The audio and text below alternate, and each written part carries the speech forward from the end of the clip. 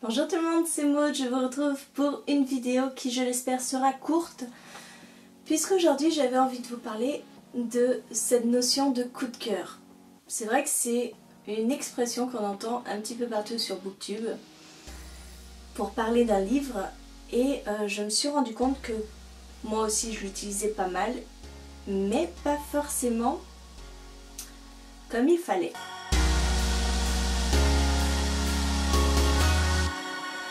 Avec le temps, j'ai affiné mes critères de sélection pour définir que tel ou tel livre est un coup de cœur.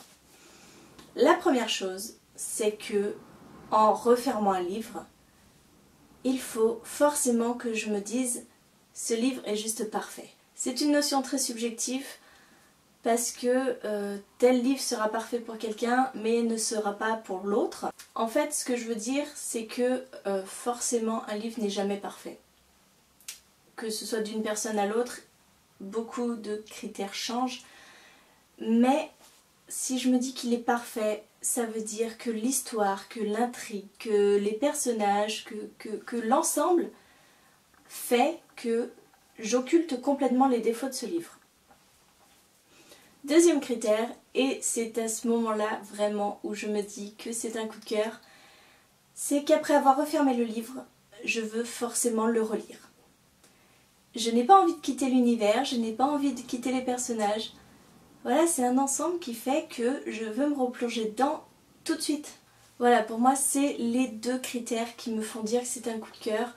Donc au fil de cette année, c'est vrai que j'ai attribué certains coups de cœur qui ne le sont pas forcément maintenant quand on y réfléchit bien. Et au total, pour moi, cette année, il n'y en a eu que 2 de coups de cœur. Le premier, je l'ai eu en avril à la lecture de Maybe Someday de Colleen Hoover.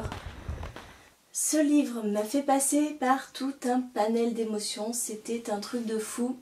Alors bien sûr, je connais le défaut de ce livre. Le défaut, les défauts. Voilà, je me mets pas des œillères, je sais très bien quels sont les défauts, mais pour autant, j'ai adoré. Je me suis même mise à pleurer dans ce livre, alors qu'il n'y a pas forcément quelque chose de triste, hein, mais simplement de frustration, parce que j'avais tellement d'attachement, tellement d'empathie pour les personnages, que j'étais frustrée qu'ils ne puissent pas être ensemble, qu'il y ait tant de barrières à leur bonheur. Voilà, et je vous assure que quand j'ai refermé le livre, je ne me suis même pas posé la question est-ce que c'était un coup de cœur. C'était une évidence pour moi, et j'avais qu'une seule envie, c'était de le relire. Deuxième coup de cœur, et là je triche un petit peu parce que en fait c'est une saga, donc il s'agit de 3 tomes. Il s'agit de la saga Red Rising de Pierce Brown. Et encore une fois, je connais les défauts de cette saga.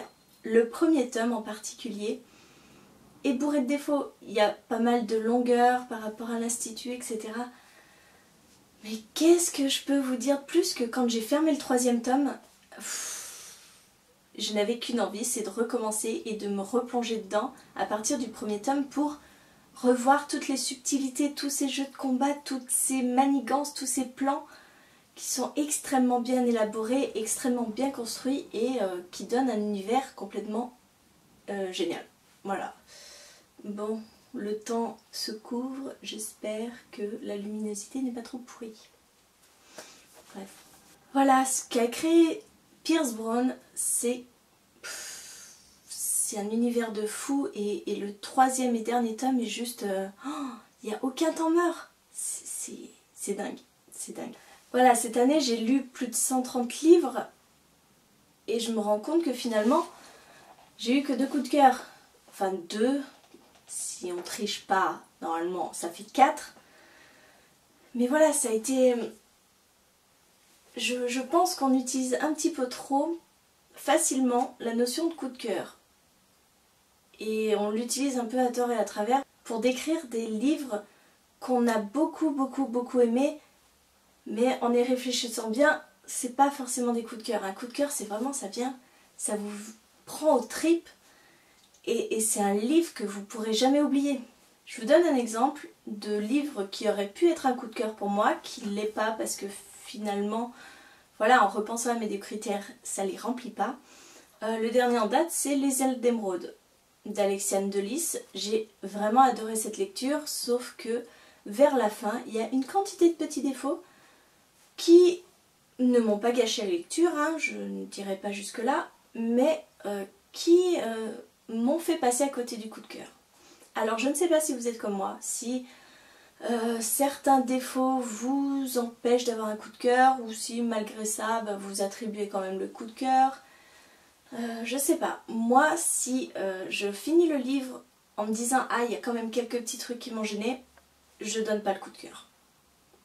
Par contre si je sais quels sont les défauts mais que je m'en fiche complètement, parce que j'ai ressenti trop de choses, j'ai aimé trop l'histoire, j'ai trop, et ben je donne le coup de cœur et vous voyez, je suis un petit peu avare de ce point de vue là. Voilà, j'avais envie de vous faire partager ça, je me demandais si de votre côté, vous, quels étaient vos critères pour attribuer un coup de cœur, si vous les donniez facilement, si vous réfléchissiez aussi, ou pas, est-ce que